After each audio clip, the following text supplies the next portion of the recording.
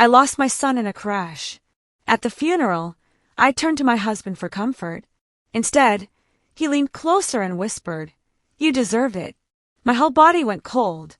I was about to collapse when the lawyer stood up. He opened his folder and said, "It's all in her hands now." That's when I finally met the monster that had caused everything. The monster I'd been married to for 12 years. My name is Sarah, and I need to tell you this story because silence has been eating me alive for 6 months now. 6 months since I buried my 8-year-old son Tommy. 6 months since I discovered that the man I loved, the man I trusted with my life, had orchestrated the death of our child for money. It started on a Tuesday morning in March. Tommy was running late for school again. He'd spent 20 minutes looking for his favorite superhero backpack, the red one with Captain America's shield that he never went anywhere without. "Mom, I can't find it," he called from upstairs, his voice already thick with tears.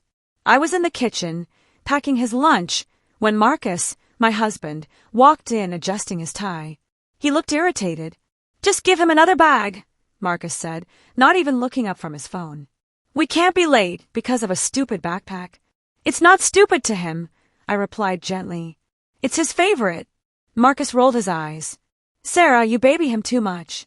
That's why he's so needy." I found the backpack under Tommy's bed, covered in dust bunnies.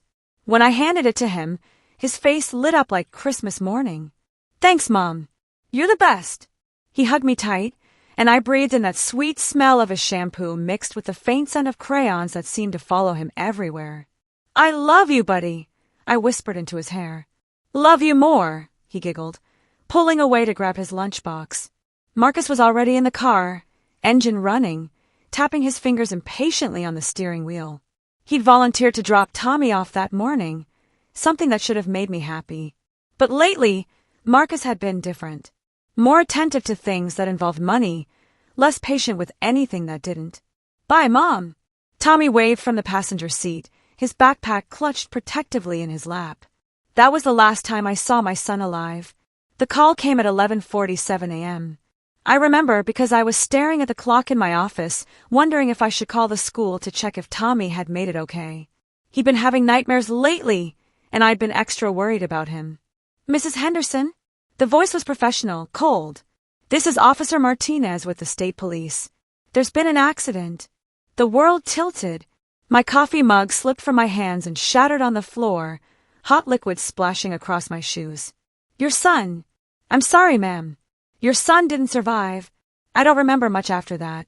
Just fragments. The hospital hallway that smelled like disinfectant and despair. Marcus arriving, his face red and blotchy, tears streaming down his cheeks. The way he held me, shaking, whispering, "I'm so sorry, baby.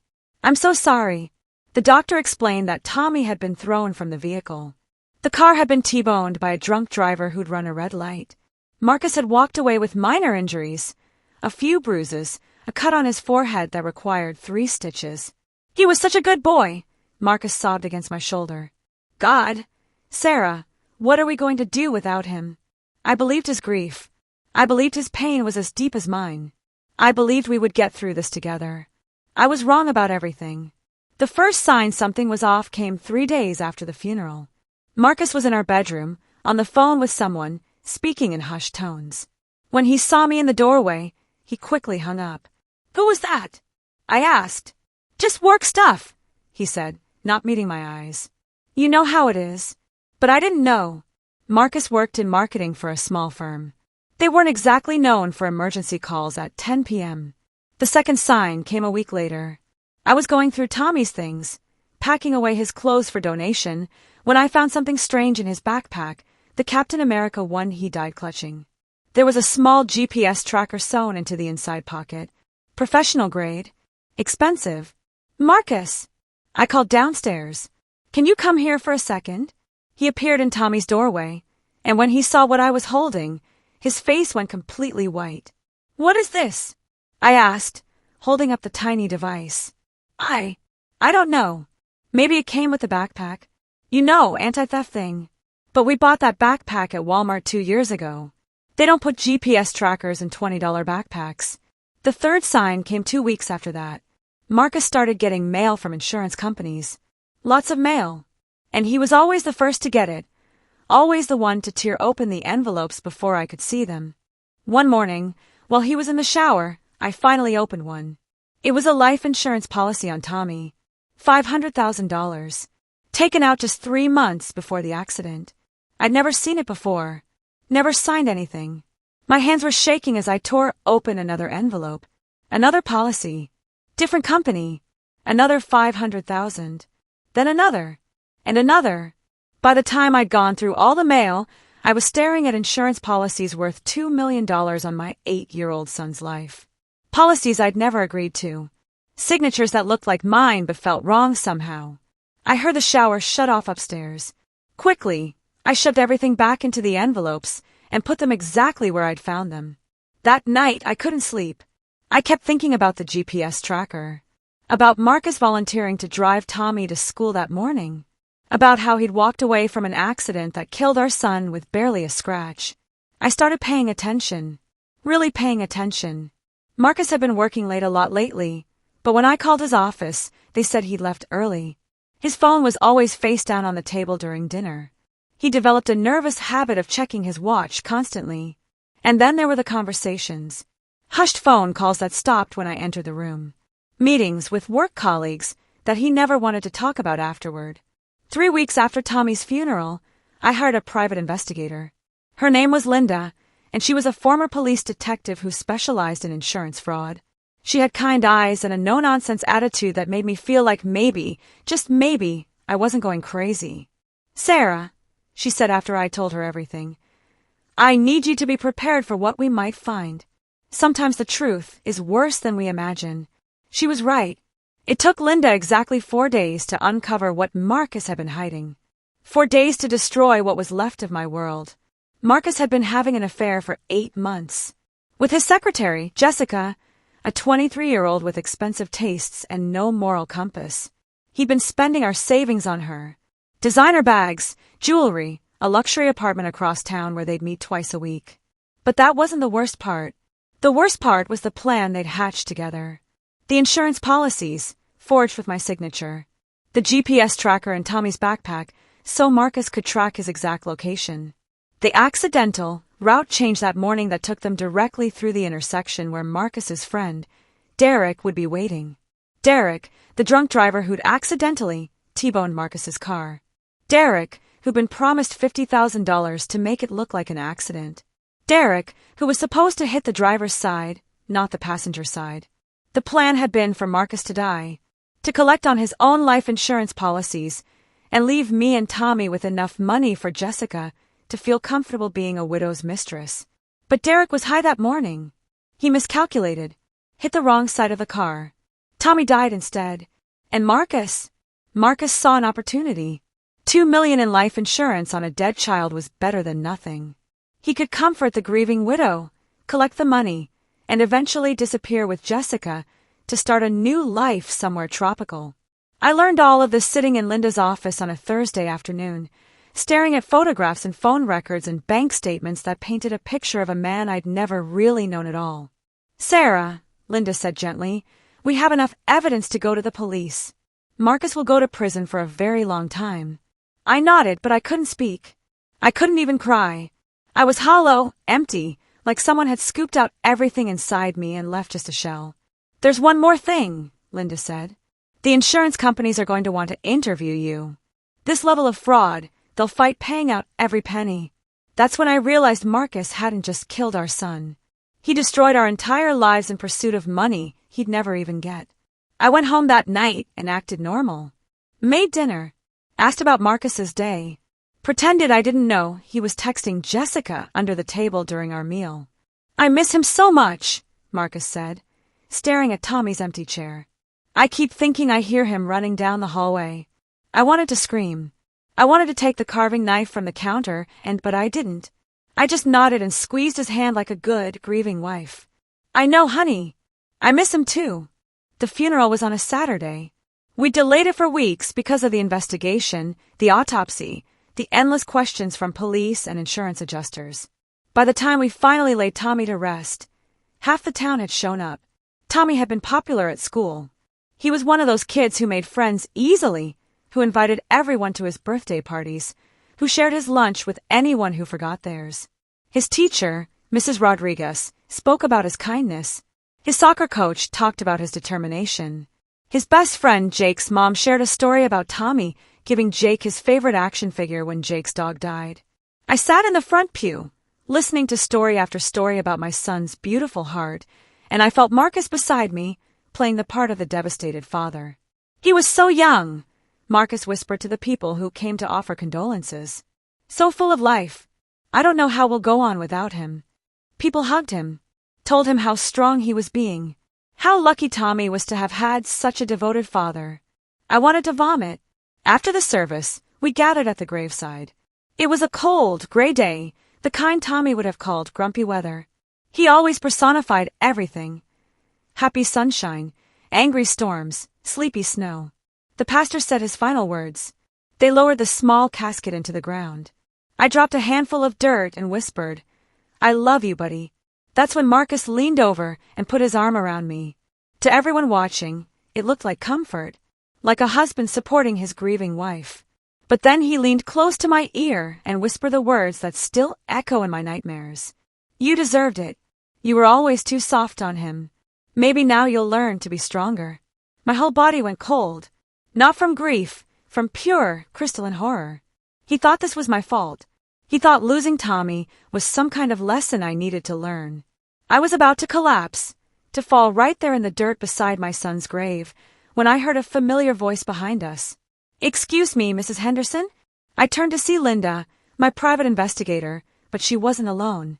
She was standing next to a man in a dark suit, Detective Reynolds from the state police. And beside him was another man I recognized as the district attorney. But the person who stepped forward was someone I hadn't expected to see. It was Mr. Jameson, my lawyer. He'd been helping with Tommy's estate, such as it was. I'd invited him to the funeral, but I hadn't seen him during the service. "Mrs. Henderson," Mr. Jameson said loudly enough for everyone to hear, "I'm sorry to interrupt, but there are some legal matters we need to discuss. Time-sensitive matters."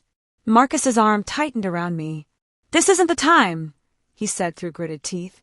"We're burying our son." "Actually, Mr. Henderson," Detective Reynolds said, stepping forward, "this is exactly the time." The crowd of mourners began to murmur, sensing drama.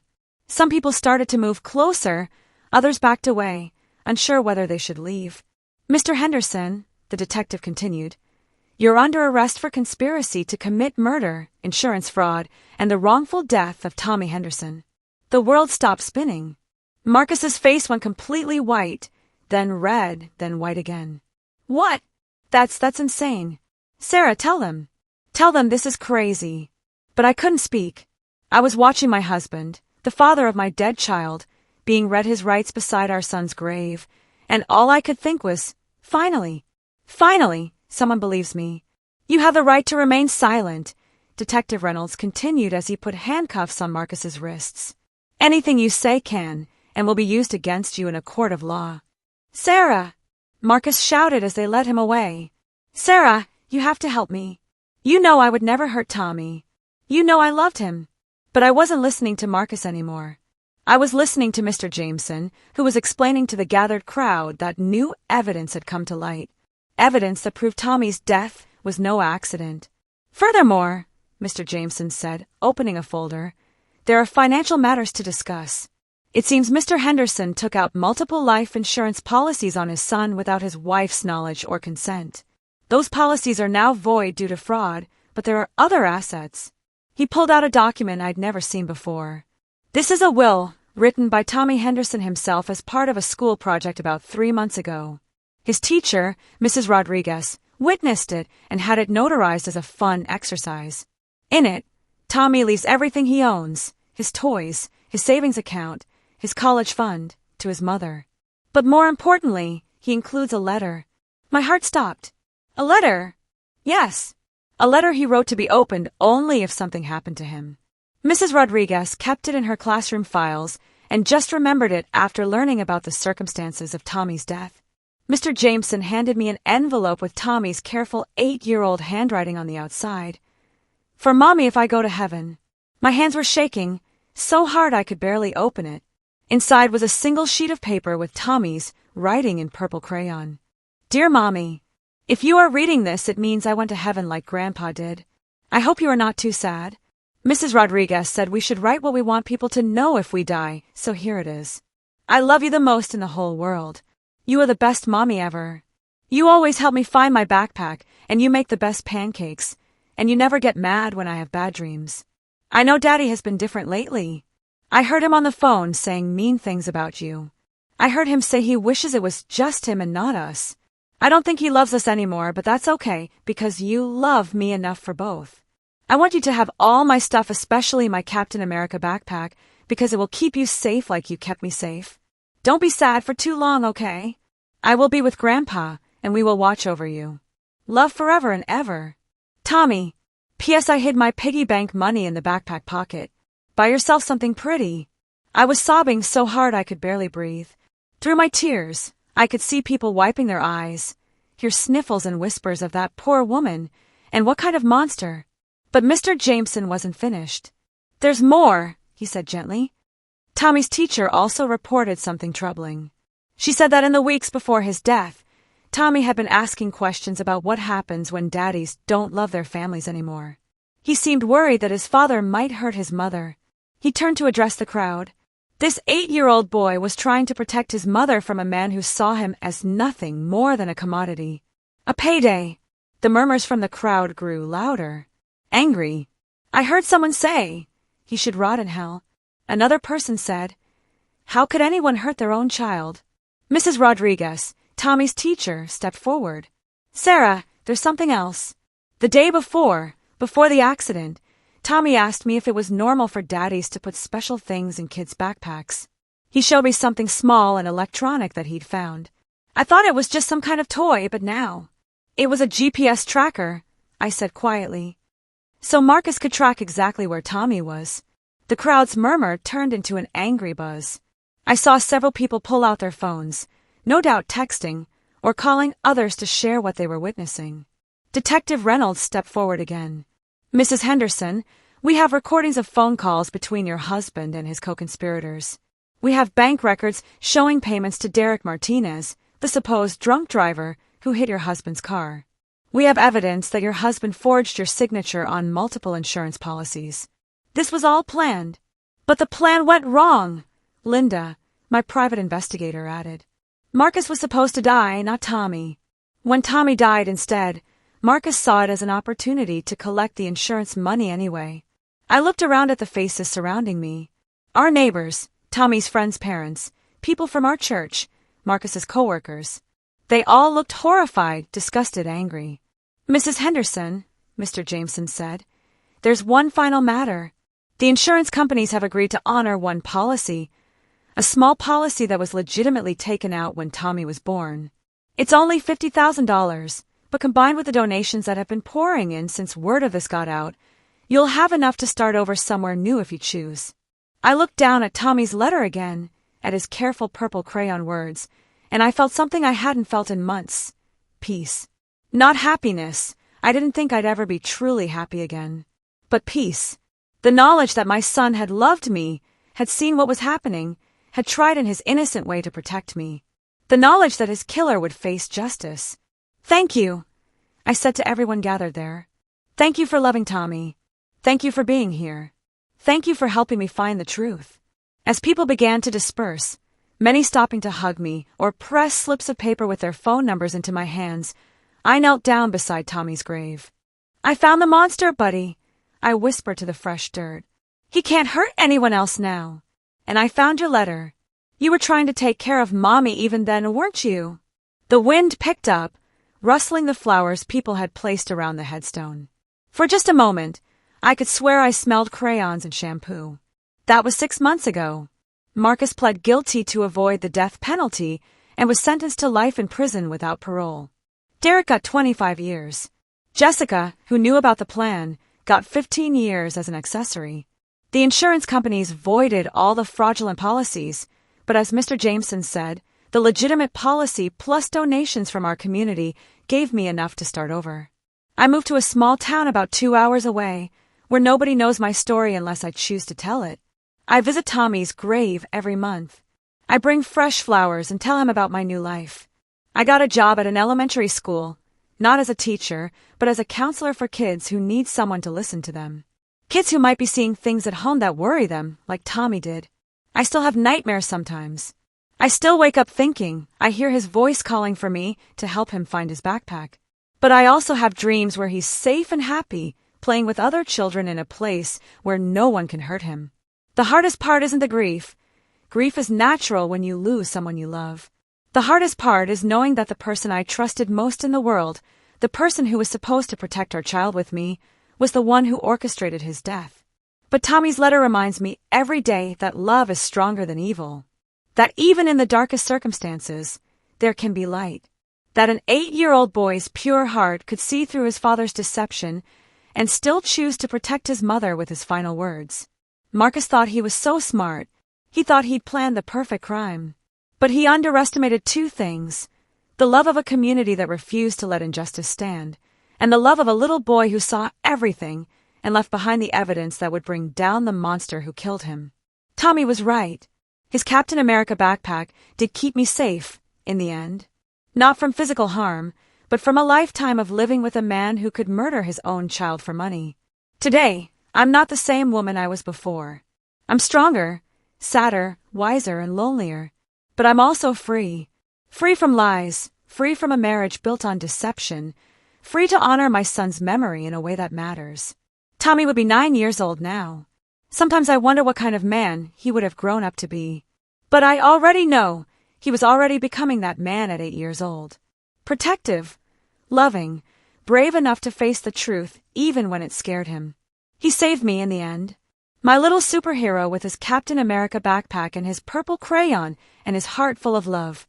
That's worth more than all the insurance money in the world.